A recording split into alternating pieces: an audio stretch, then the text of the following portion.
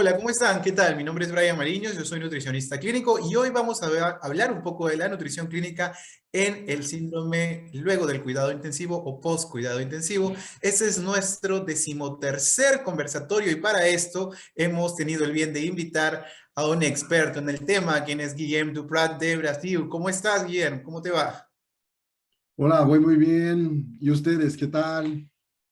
Vamos muy bien. Bueno, él es nutricionista especialista en terapia nutricional parenteral y enteral por Braspen, es doctor y máster en nutrición humana y graduado de principios y práctica de la investigación clínica por Harvard. Además, es tutor de la residencia multiprofesional en cuidados intensivos como miembro de el Nutrition Support Team del Hospital de Base DU DF.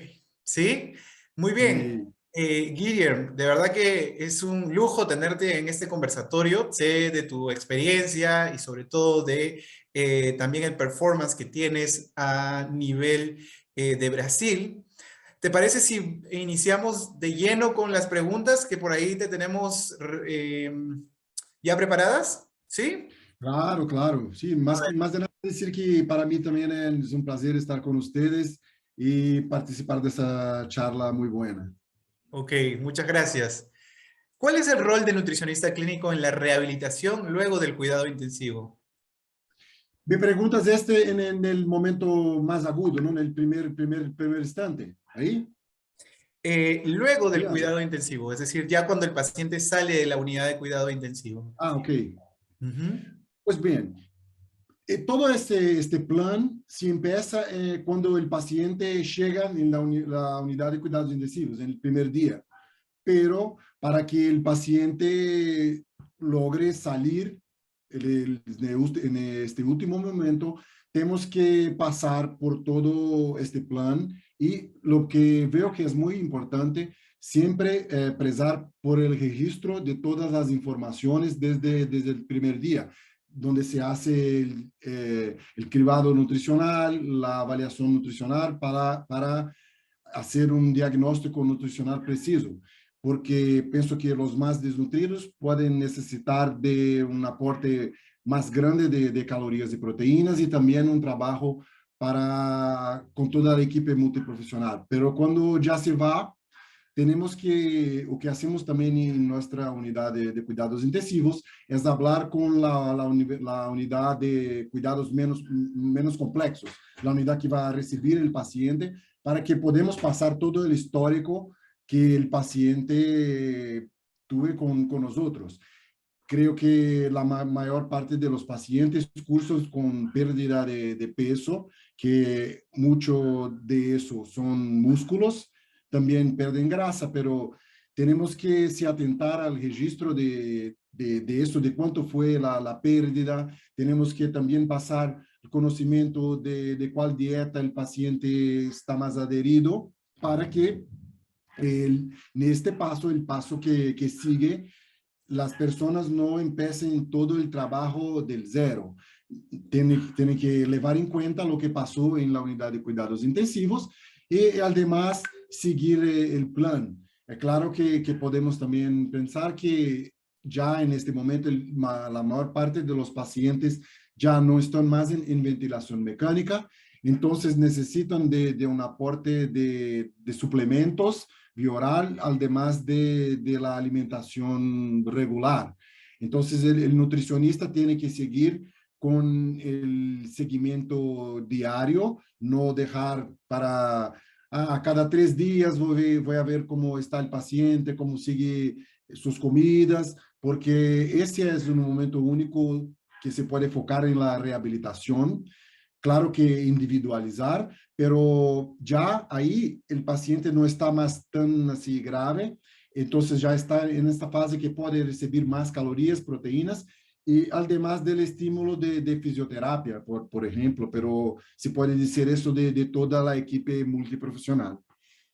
Bien, sí, de hecho es algo muy interesante lo que mencionas, ¿no? Y sobre todo resaltar, hacer énfasis en la necesidad de trabajar en equipo, pero algo muy interesante también, y creo que debe ser mandatorio para el nutricionista clínico, que es hacer ese seguimiento diario, porque a veces, como tú lo mencionas, a veces hay hospitales, hay colegas que lo realizan cada 3 días o cada 5 días, incluso cada semana, o a veces simplemente no lo realizan. Entonces, esto es algo muy interesante porque el seguimiento y el monitoreo nos van a llevar al éxito de la terapia y nos permite saber cómo el paciente o cuál es la conducta del paciente frente a su terapéutica nutricional y su adherencia como tal. ¿Cuáles son los También, efectos? Dime. eh, permíteme un complemento también, porque la gente de plan se piensa que cuando el paciente se va de esta unidad de cuidados intensivos, todo se va a quedar bien, ¿me entiendes? Que el proceso natural es de mejoría, pero no, eso no es eso no acontece con todos los pacientes. Entonces, de ahí se ve más la importancia del monitoreo ahí de próximo, diario, o una o dos veces al día. Es claro que nosotros también tenemos que llevar en cuenta los recursos humanos que tenemos, que también son limitados. Por eso también pienso que es importante tener protocolos y la equipo entrenada con los protocolos.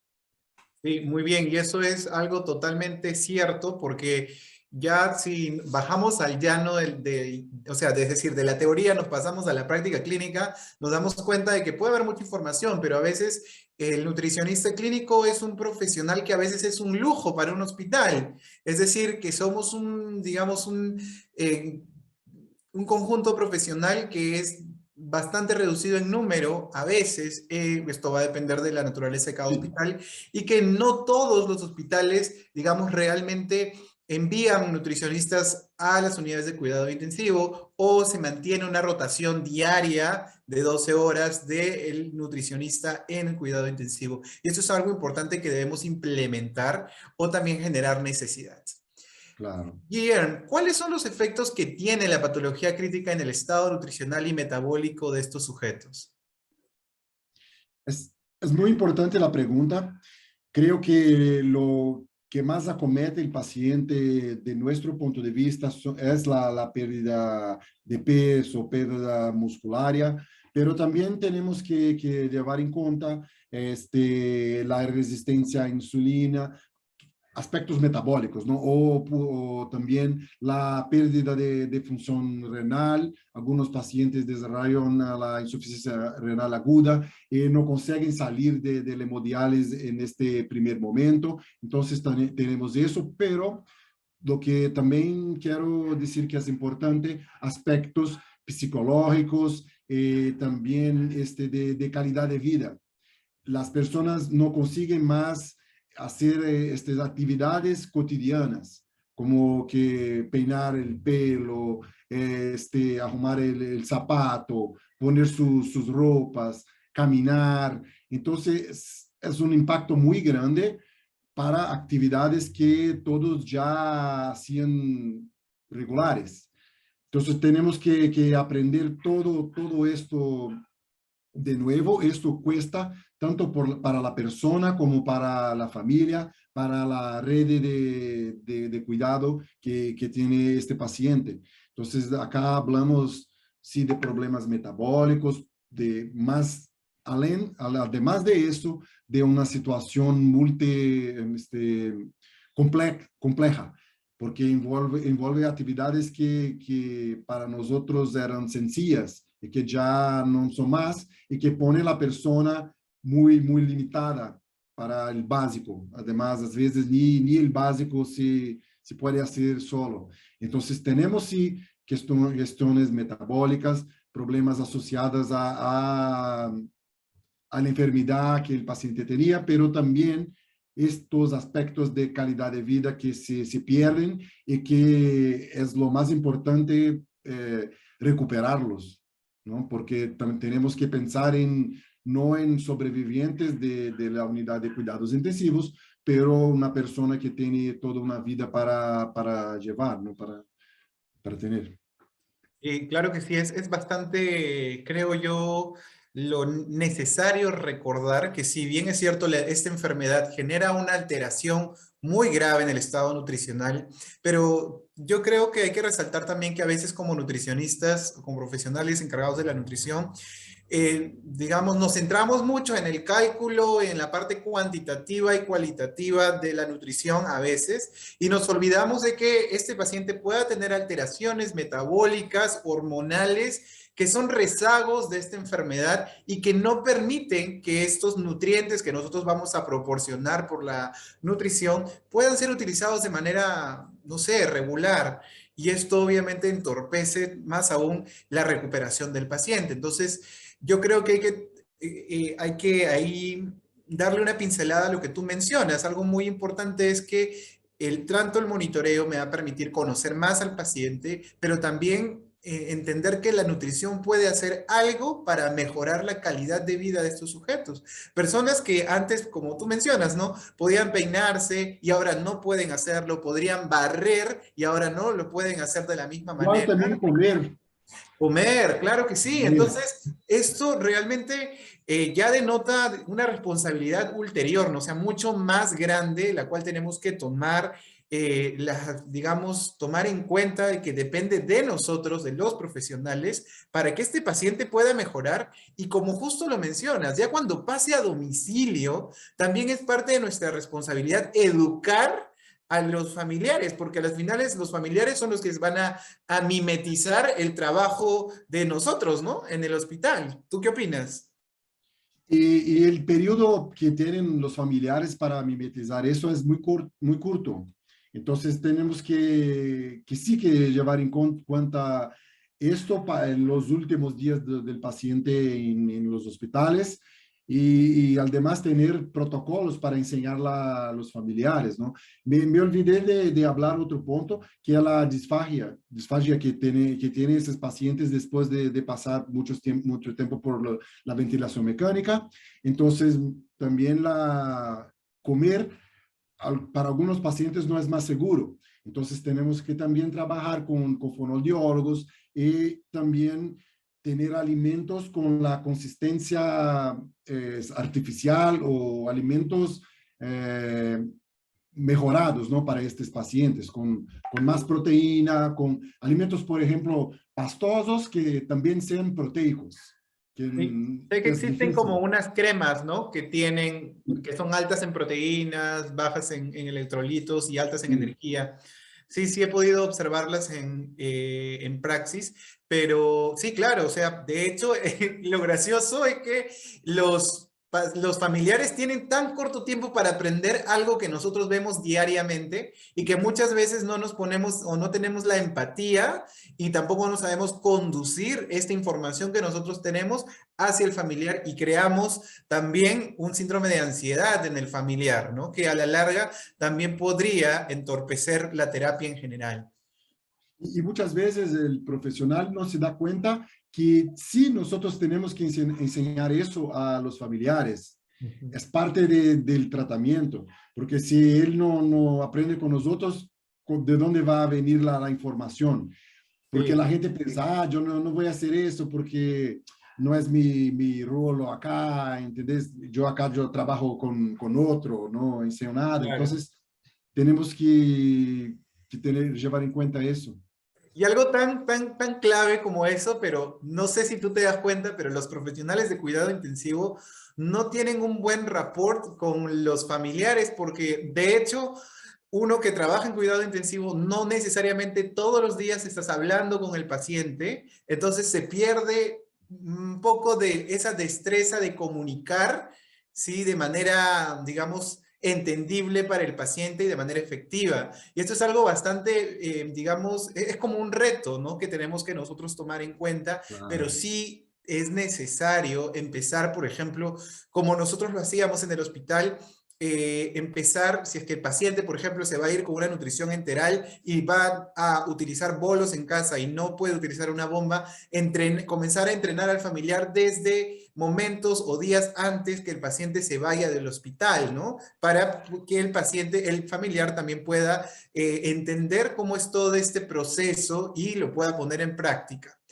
Guillermo, ¿a qué nos referimos cuando hablamos de PICS? Pues bien, PICS tiene algunos significados. Para mí lo más sencillo es Post-Intensive Care Syndrome, que es el proceso que el paciente que lleva algunos días en la universidad, en la unidad de cuidados intensivos, no es el proceso que pasa el paciente que se quedó un día en una unidad de cuidados intensivos y ya se fue.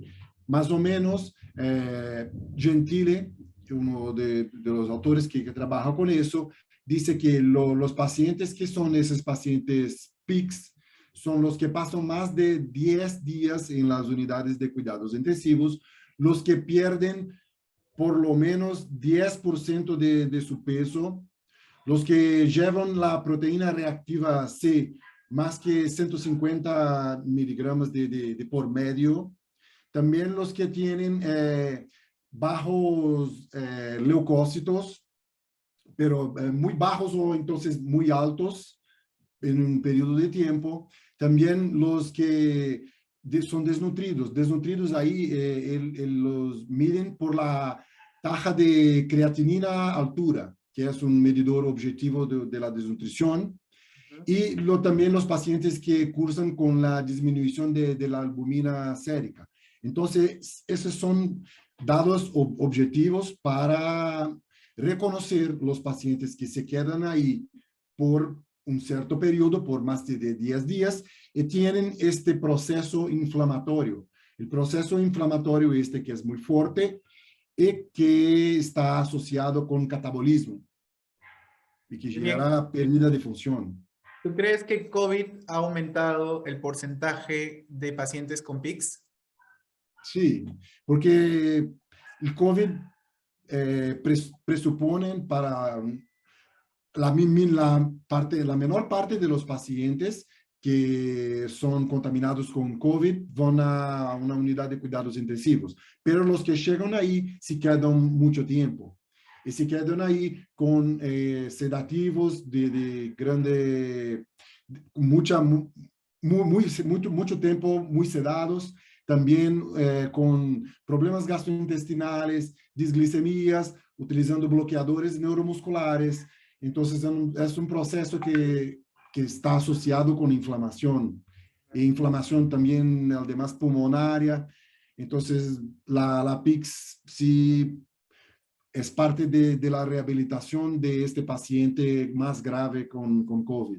Claro, y algo que también hemos observado en esta pandemia es que no necesariamente el paciente que realmente visiblemente se ve desnutrido puede o estar en riesgo de PICS o ya tener un PICS, sino también los obesos que han ingresado en pandemia a ser intubados. Hemos tenido obesos mórbidos o incluso no mórbidos, pero que sí han requerido una ventilación mecánica mayor de 14 días, que se les ha colocado una cánula o una traqueostomía para su ventilación. Estos pacientes, y como tú mencionas, van a requerir mayor sedación, quizá mayor tiempo de, por ejemplo, infusión de propofol para que se puedan adherir a la ventilación mecánica, etcétera. Y esto genera y tiene una alteración a nivel de quizás la estimulación que se le neuronal, digámoslo así, a nivel miocítico, a nivel muscular, y esto obviamente degrada la posibilidad de una mejor recuperación de su estado funcional, ¿no? Al final. Entonces, de hecho, sí, sí. Lo que quería comentarte o preguntarte, ¿cómo abordarías tú, en términos nutricionales, a un paciente con PICS? Pues bien, desde el primer día, Ujú. eso sirve para todos los pacientes críticos, ¿no? Entonces, empezar con el cribado nutricional, hacer un plan individual para él y monitoreo. Todos los días observar los señales clínicos y si el paciente va a llegar en la meta nutricional planeada o no. Si no llega en la meta nutricional, ¿por qué? ¿Qué pasa con él que no está en la meta? Neta, ¿no? Hablo ustedes. Meta, sí. La meta. Ajá. Y si no está, ¿por qué no está? ¿Es posible contornar las intercorrencias o tenemos que pensar en una otra estrategia o cambiar para nutrición parenteral, algo así? O si el paciente también cursa con piora del cuadro clínico, si tenemos que hacer una nueva meta para el cuadro clínico del día. Entonces, más que nada es aplicar las herramientas de evaluación nutricional, monitoreo nutricional, monitoreo de gravidad y también hablar con toda el equipo multipersonal para arreglar las metas de ellos, ¿no? Para saber si solo nosotros estamos con perspectivas muy distintas del paciente y todos los otros están en una otra vibración, ¿entendés? Ajá. Sí, sí, sí, te entiendo. Creo que eso es muy importante. Yo Muy, veo, muy. no sé si para ustedes es así, pero acá nosotros tenemos la sala de nutrición y los nutricionistas se quedan ahí. Entonces, muchas veces el nutricionista no está 100% del tiempo en la unidad de cuidados intensivos. Entonces, tenemos que siempre prezar para el diálogo, para no perder eso, no perdernos informaciones necesarias y ahí se quedar en otra vibración para el tratamiento del paciente este, ¿no?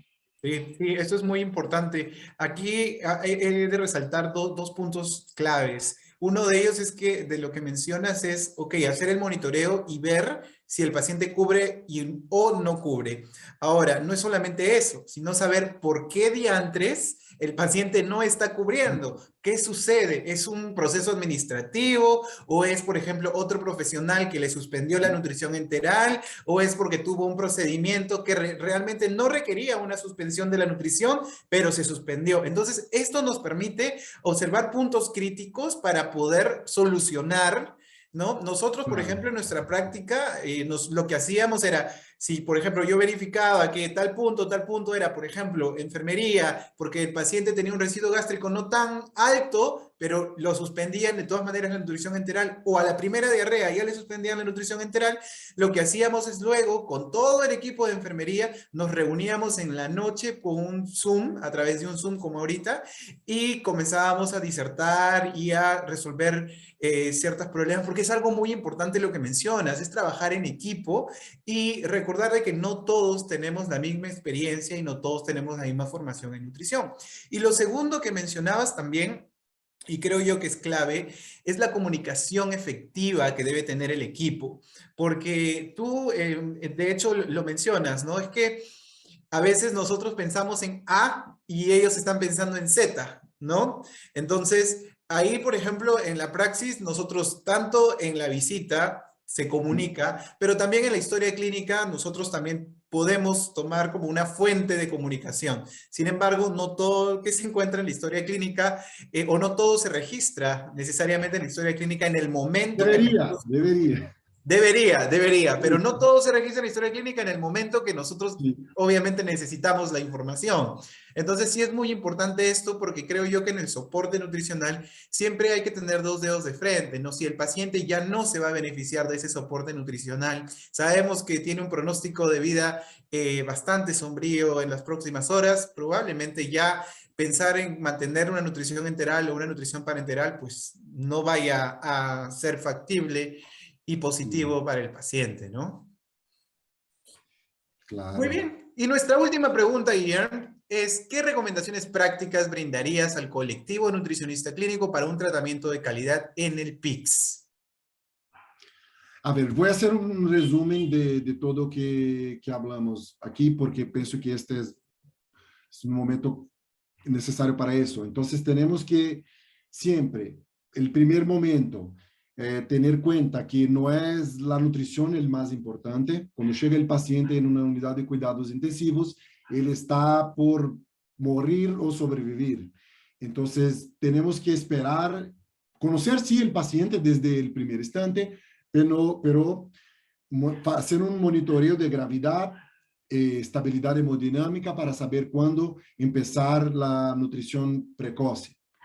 Después de eso, tener que todo el paciente necesita de un plan individualizado. El plan viene de directrices, pero las directrices tienen que ser aplicadas a él, a dona María, al señor José, cada uno tiene su plan. Las directrices poderse ser iguales, pero el paciente necesita de un plan, porque desde ahí la equipe tiene que disponibilizar esfuerzos para que se llegue, para que se cumpla el plan.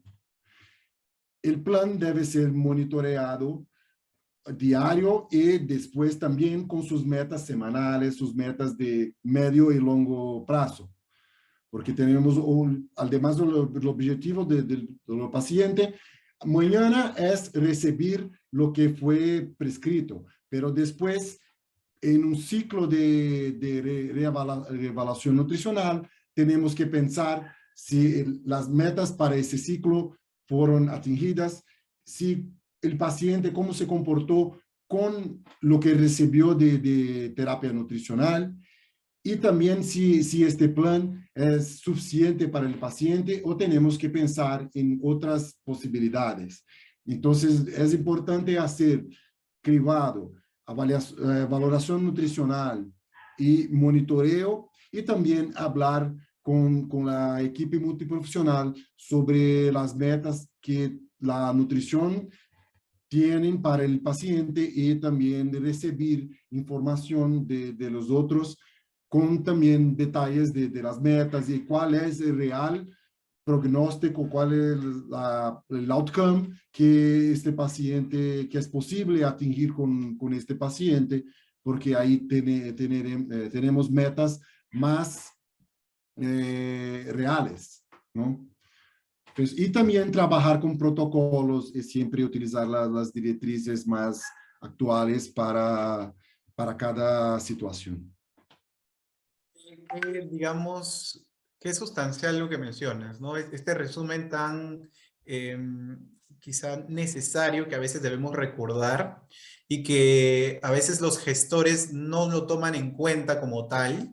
Y sabemos ya, la ciencia nos ha dicho y sigue evidenciándose que la nutrición es un factor que genera adaptación del paciente frente a su patología y una mejor recuperación del mismo. Entonces, de hecho, eso nos debe a todos importar.